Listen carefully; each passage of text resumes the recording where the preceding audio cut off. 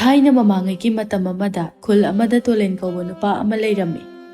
Tolen gi loinabigi mamingna Ashangbi haina kaurami. Tolen gi imung asi yamna warami. Tolen gi mamagi maming Sakhi haina kaurami. Tolen gi apokpadi laikhidre. Tolen ga Ashangbi gi machanupa amasu leirami. Mamingna Tomthin haina kaurami. Tolen matomtana thabak suraga imung adu pubada yamna warami. Aduna Ashangbi su khul adugi khulakpagi yumda thabak surami. Ashangbi si machin khara kalli haine hairoi khangde. Adumakna mabuk phattabadi nate. Sakhi di ahal oisalakpagi masadu ison solami. Ashangbi du chakhumda chakana thongli. Tanja aduda tolen su chakhumda changlaktuna magi nupida asumna hairami. Ashangbi, nangi chak adubu kayam watlibagi loigadaba. Aibu thabak chatpa thengkranine. Nang sina chak thongbo thokna kuikre. Sibu aina kuiningduna kuiribaro. Aisu mainaksida kuina lainingbana nate. Chak ensang mundana chage haibro. Aina chak thongba kui hairabanina. Hayengdagi moi mapana hek thongbiro. Hai Ashangbi, aidi nangna chak thongba kui khaktang haibani. Karigino nangna asuk yamna sauribaduba. Mina saunanaba wado ngangrabadi sauba taba. Chak ensang sibu khudakta thongnaga khudakta loiba yabagi mawongda o chak thiramage. Imaga Tomthin chak charasila ona hairuro. Ho, ai hairuragi. Chak to thiram. Asi haiduna tolen su chakhummadudagi thokre. Tolen mama amadi machagi manakta laktuna. Ima, namau nupina chak thihori. Chak sathorasi. Ima di iru mai thajadrini he. Ingbasida ngahak mai tikkige haina tawbani. Ima, ludrasu sathorasi lao. Nong phado irujadana chak chababu kaidawege. Irujadana chak chabado ima nungaite. Noi hana chathouro. Imagi chakto upsilaga thanamu. Pharima. Aisu thabak chatoinina chathourage. Tomthen, nangsu charasi laodana. Baba, aidi iboka chani. Iboka chabane hina hawe. Ho, aboka horen charu. Adudi babusu chak chathourage ko. Asi haiduna tolendu chakhumda amuk changlai. Ashangbina. Mi kaubabu atuk yamna kuina changbro. Imado iruzadre. Aduna horen iruzaraga charagena chaktu kupsalaga thanamona hairakpani. Taura adamni. Ngasaina iruza thokidi haideba. Hanubinena mainaksida adum phamnagale. Hogdongnubu olakpra khangde. Hai, ima tani ni nangbo. Ingmasida tauribani. Nachanupasu maboka chani na hayobani. Akhoi ani hana chathosi. Ashangbi du manemgi chaktu phajana kupsilami. Tolen magi chakluk aduda yengduna sumna hairei. Aikhoi gi ngarauga amata leitrabane. Ngarau leirabadi amata hapongni he. Ho ngarau ama leibado imada hapkre. Ngarau yaudраbasu pangchada chaw sidraga loire. Tolen su magi nupiga ngangnaba taladuna chak adu charami. Ashangbi su chak to charami. Tolen chak adu khara charaga thabak chatkre. Ashangbi su lukhak chagum sing adu sengjillamdaga thabak chatnanaba thoraklame. Ashangbi manemda yengduna. Ima, ai thabak chalukhige. Ima gi chak to kupsilaga thanamabani. Horena sunupaga chaminaro. Tomthin, naboka phajana leiramu. Yumdagi chathomba yaroi ko. Hoi ma. Ashangbi du chatkre. Tomthin mabokda yengduna. Abo, mina hairiba. Akhoi imagi chinse kabok poe hai. Chumbro abo. Hai, mi bu chin kabok pokpa yabro. Moina haijallibani. Isu sidi abok sune iruzananaba amukta tawrukige. Adugane chak chananaba. Hoi abo, Sakhi su irulu thoktuna masuga chak chaminarami.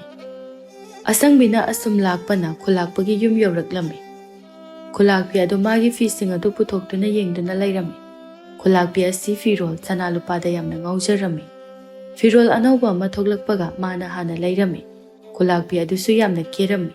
Ashangbi su khulakpigi manakta changlaktuna khulakpina puthoktuna thamlipa Pheerol aduda yengroi. Ashangbi du Pheerol sing adu yamna pamlami. Khulakpi Ashangbi bu ubada. Ashangbi ya, nang laedana. Ngasi se aise luhongba ama chakadabani. Pheerol se karamba se toino khanphamga khangde yamandan. Nangamta khalau se. Ima Khulakpi, sigi machu se Sina ima khulakpi da di pakjarani. Si oina setlo. Ho. Si oina setlage. Ado Ashangbi, aigi phi khara lehobani. Nang ado hanam ta sudoklujo. Hoi ima khulakpi ai suruge. Ashangbi do khulakpi ge phi amot pasing ado puduna turel da laklame. Wakal da so sumna khalame. Ima khulakpi ge phi sing asidi onthokna phajakreda. Aina phi amo phawba leiba ngamdaduna leiri. Horendi yumda halaga. Aikhoi nupada phi phajaba mata leyo haiduna ningai tawruge. Adumna khanduna phi adu suri. Somda Tomthendo mabokta sanaruge hairamlaga amujauga punduna migi inkholdagi komla hurangadabagi tawrami Tomthenda. Amujau, nang iputoma lakpra yeng. Ai komla heglake. Yenge. Asomna Tomthenda komla adu hegle. Amujau na Tomthen lakpra haiduna yengle. Asomna hekpana komla so phanayamna yamle. Amujau na Tomthenda. Tomthen, ipu tholak tringaida chalhaurase. Komla so phanayamle. Ipu to mal thodak labadi akhoi ani chai soidana chaba tare. Ama ani da ka hilakige. Adumna komla adu heglingai da to mal su chai su ma paiduna thoglai. Mane hek thoglakpaga komla hauriba adu da hanna yenglai. Amujau ga Tomthengana komla heglibadu to mal na ure.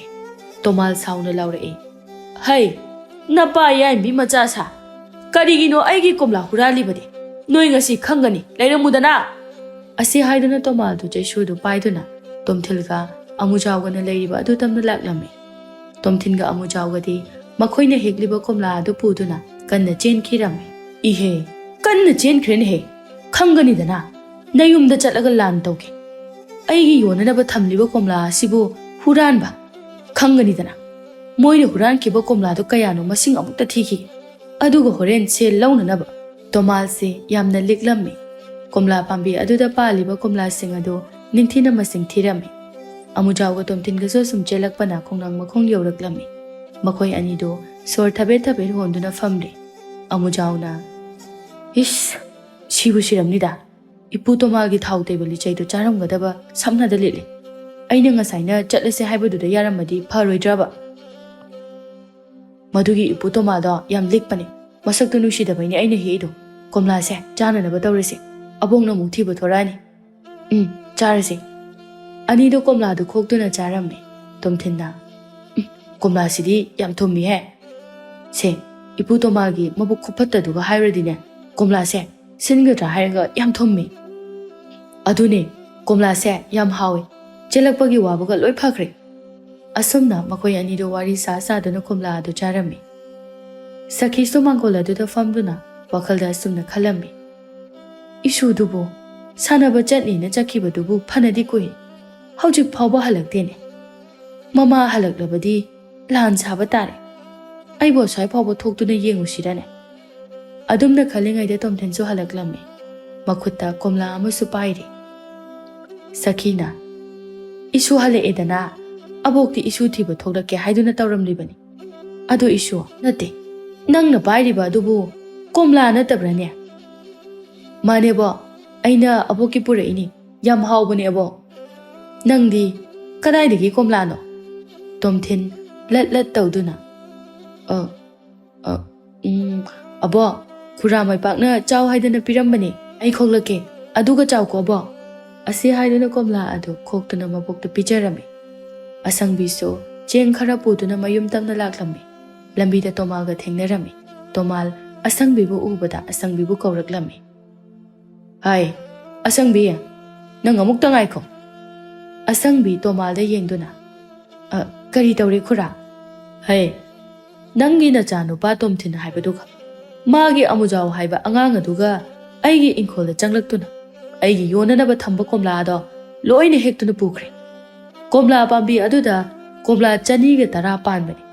Nangi na cha aduna komla kun hene hekre. Komla kun gi paisadi pi daba yararoi bema. Karino da khura angang na nong phado hektuna chabugibu selpiyo hairisibu khura hoigi imung haira aikhoi dawna waba imung sunate hai madu oirabasu aidi komla kungi sen pidaba sukya yaroi hairibasini o khura na pidaba yaroi hairabasu de aidi supi piroi pina na basel so amata laite ibema Nangdi kainomnidana. Nachaduna migi mapor huralaga charabadi singba haibase masana tabanine. Khura, siramdai aduda yamna likanu. Hayeng sibada maina chawi. Khuragi komlagi sendo mathang mapokto oina singagi. Ase hairamlaga asangbidu chatkirame. Toma sauna asangbina chatkibadu yengduna samna haihawi. Kaya da taksi kasi yaudriba maunone. Khanganidana adubudi. Tomal kananu khangdri. Asangbi mayum yaurakpaga sumangdagi hekta machabu kaurami. Tomthenso mamana kauba aduda imungdagi chenthorei. Ima, aibu kaubro. Hai, nang ngasai napu tomal hoidagi komla huralaga chai haise chumbra. Tomthen mamabu kina yengduna tapna hairei. Ima, amujaungna huransina huranbani. Kari, mina huranse hairaga nangna yariba. Ase haiduna asangbi ki makhutta chayama paiduna machanupa tomthenbu phurami. Tomthenso mamana phuba aduda naraduna kanna kanna kaplami. Masuna kapadu tabada sakhiso imungdagi thoglai. Mamongno masubu phuduna lairambadu ubada. Hai, mau, karigino nangna isubu phuribade. Isu ase matrang pome. Amuktadi thadoni maunangbo. Isa warakjabani ima yaurakanu. Nasusina ngamlibabu. Likpada maming chatliba khura tomagi ingkholda changduna migi komla ado huranduna charuribani. Lambida khura tomaduna aingonda magi komlagi sel thauraklibani. Masi pumnama masigi phattaba angang asina thokaliba ngaktani. Makhut ase thudiaga phagadabani. Ase haiduna asangbina machabu hena phujilli. Sakhidi mamauna masuda phuriba adu yengba ngamdre. Aduna changsinduna mamobu khamtoklame. Hai, khara phurabadi yare to matung tawdanaba phajana haiba yadro. Pikliba angang asida asuk thina phubasibu haunaribraba. Imana nasuse kangkhamandana nasuse soirabani. Imadi khara leiraga sikrani. Wahaugadoribase aikhoini. Hai, waraktabiya. Karino nana nganglibado? Ha? Aina manabidaba asida nang kayamna helene. Nang namana pana waraktabagi wangang sangangado mafam asidadi yaroi. Asangbisu mamana ngangliba makai khumlami. Misingsu mani mamo khanaribadu yenglami. Asangbidu ngangangduna imungda changkhirami. Sakhi machinda asumna haihawi. Ichanupado handa halakisanu khanganidana. Tomthen kaptuna. Abo, ayam nari. Khutsu khongsu. Imana phubagi loi pomi. Tu yengo abo. Isua hayeng makhaidi. Migi mapot maran hurangan. Migi mapot maran huranba haibase yamna phattaba thabak tawba yade. Isudi afaba mi yamna yaba misak ama oigadabani. Hoyabo ai matung manaw amuhana hurala royabo. Asumna sakhido mabok halakpa ngaiduna leirami. Numitsu taselakle tolensu thabak halaklami. Macha halakpagi makhol tabada sakhido imungdagi thoglai. Hai, tolen nang halak labra. Halima. Hai, nang nupi ase masi khara warau. Ima, asangbina kaidaurage. Sakhina wari pumba tolenda lirame. Sakhi sauna. Isu apikpa asida. Kayada thina phubikre. Nangi nupi ase hingchabini. Masi hingchabini ko masi warau. Hoima, ai haige. Sakhi so imungda changki tolendo makokta hotuna. Aigi nupigi machin kukal lakanduga. Karino ba ina hayudu shiba. Aina wa mangangbada mana tarani khumaktoshi. Masi khanduna makok adu hotuna imungda changlai. Asangbi chakhumda chak thongduna lairami. Tolensu changlaktuna chakhum aduda famdame. Asangbiya. Kaigino nana ngasai angang phuribade. Imana ngangbuda chinkhume haina su hai. Nangbu kaigi khumuribano? Pause yam thuna tama ida. Moi mapa, aina angang phuribado lam henbagi phuriba. Mana ngamlibabu migi komla huraluribani ne. Hey, adugi damakta angang dubu aduk thina phuriba karigino. Phudrabadi karino. Hayengwai chawraba phawbada huranbado mohelase hairibro. Aisu ichani nungshiribani. Aina phuribado phahanningbagi phuribani. Imaga moi mapagana nachase namdana sohengadori. Yare yare. Chak to loisinaba tawro. Ngasidine isa asisu waabana yadre. Ado moi mapa. Handak moi mapagi sel phangwada. Aigi fi amata laibiyo. Aina yum asida hek lakpadagi karigumba fi amata phawba leidri. Konabra yengsi. Migi sel singadabusu khara lei. O migi sel singba singdaba.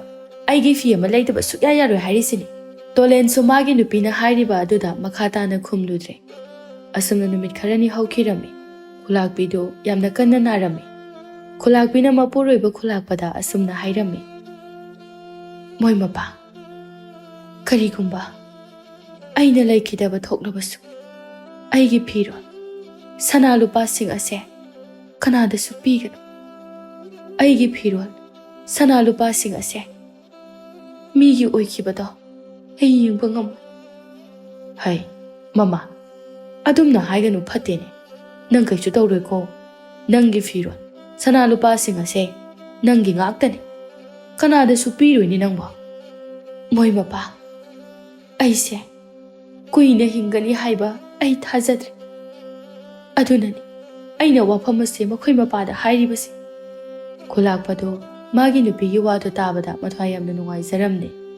Khulakpana magi nupibo yamna nushi jarame. Numit kharani leibaga khulakpido taibang thadokirame.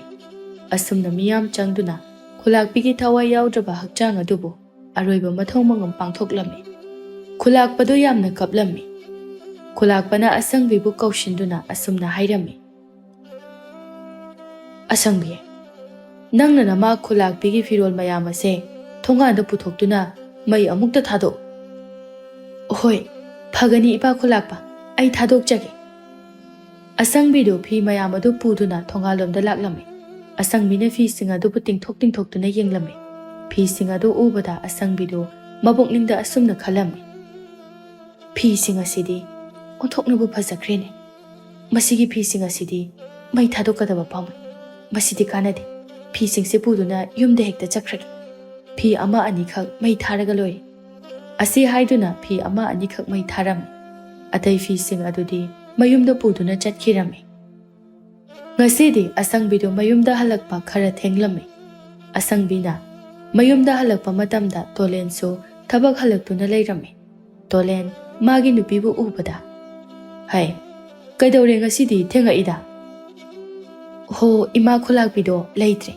Magi aroiba mathong mangam pangthokpa loiba ngaibada khara thengdokre. Ha. Ima khulakpibu leitre haba. Aidi pawga amata tadini.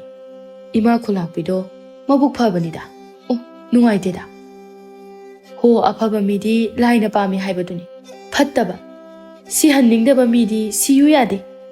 Tolen magi nupina pairiba khaw adu yengduna sumda hairei. Haima. Nangna pairiba khaw aduna kadaidagino. Acha athaka yawbrane he. Yawrabadi khara tapiro. Ai chak lambana suloi. Chana baga amata yawdeda phi phanek ngaktani. Nangdi kadaidagi phi phane. Asangbi magi nupana adumna khanghang hanglakpa aduda lat tawna khumlai. Ine tombina pirakpani. Se leirakanda piraona. Ai sudum puraba. Hai, nupia. Nangbu seldi leitana kaidobagi phi phanek to lawruribano. Sel leiraba kanda lawba yadabrani nangba. Ho karam kanda bu sel leirakadawrige. Nanga ngangnarigaida numika loina takre. Aida imungda changjakhrage. Ase haiduna asangbido imungda changkhirame. Asangbi lai thawbai thanduna chakhum changduna chak thoklame. Sakhina masunupada wari dungai ba libirame. Khulakpigi thawai adu asangbina magi Pheerol pukiba aduda asangbi hoyi ingkholda leirame. Asangbi so maningda khojam haidokpa tholakpada businpuba ama leptuna leiribado asangbina urame. Badu ubada asangbido yamna kanna laurambe. Oima, but leire! Asi haiduna imungda chesin khirame. Asangbi maning thongado chetna londuna sor thabet honduna leirame. Toleda magi nupina laukibadu taraduna chakhubaduna changlai. Magi nupina ipa pakhada leptuna leirabadu ubada. Nupia, kaidawrage nangbu nasagadubu ipa pakhalidubo. Bhai bapa, maningdane amuba ama leptuna leihawe. Ha. Maningda amuba ama leptuna lehawe haiba. Moi bapa, ai kibada isase kainom tawri. Aida uraklibada but oigani moi bapa. Aikhoi ikol se but leire ko moi bapa. Nubi, kadaidagi but nomi. Pangtheng theng busu natri. Huran balak pa soidana oirogani. Ai yengugi leirbo ko.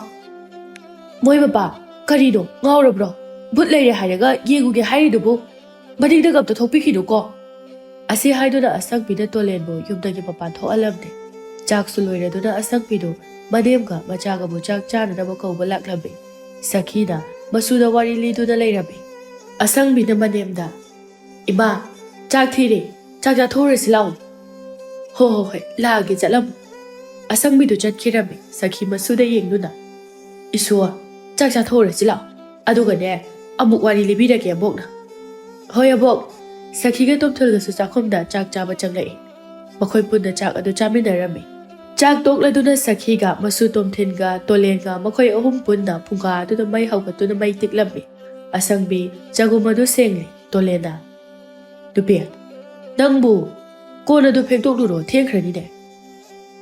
Moi bapa kon se hayeng ayu oida phengage. Nangbu dumidang chabagi lukhak namsilaga thama phatte haina haibadai. Ngasidi mapan thokduna kon phengboda aidi gamjararoi. Sakhidi mabauga machaga na ngangnaribadu tabada. Hai, nakhoi anibu kaidaudarage. Iba, nabau nupise ngasi khujab haidokpa chatpada but thengnai hai. Adugi baki re kodo hayeng oida phengage na hairiba. Hai, imauna kirabadi nang ngahakta ngaibiru chodana. Ima, haujik matamdabu kadaidagi butno huran balakpa oirongani. Tasana halwagi mariyaldo adusu huran khre haibani. Moi bapa, aina uribado mi nate butne. Khulakpigi thawaido aikhoigi ingol akoibasida leirabra khangdeba. Moiga aikhoiga dilapnaribadudi karigi khulakpigi thawaida aikhoida lakadawribado. Ibagi tolen, ibau kon phengbado nang amukta ngaibiram. Tolen so asangwina kon phenglibado ngaibirabe. Asangbisu yap kida kona do phenglabe. Badingda so amu yege. Kon phengba adu loiraduna asangbi hada ibugaduna changlaklabe. Chak toklabadina tumdadaba tawrabe. Tomthende maboka tumkani haiduna maboka tumlabe. Asangbiga tolenga so makhoigi kada tumba changlaklabe. Asangbido mana ngasai purakpa phirol sing adu sechituna mingsel aduna yege. Tolena bagi nupigi bataw adu ubada asumda hayai.